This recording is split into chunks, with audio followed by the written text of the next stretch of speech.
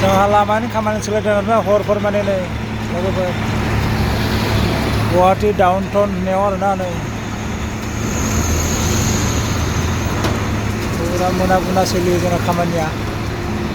नायदोंमोन नै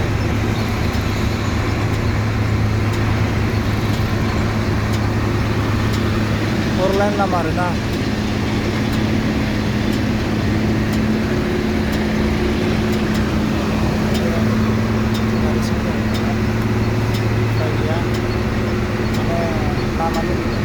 लामानि खामानि सोलिगासिनो नालाय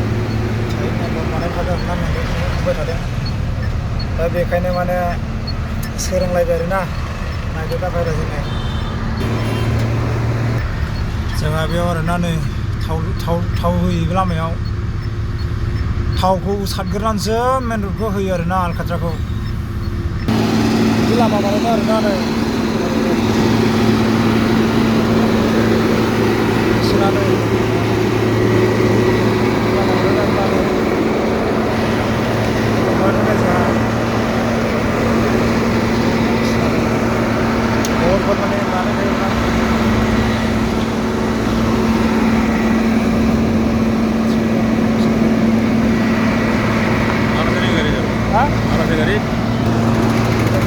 खामानिया दायो जोब्बाय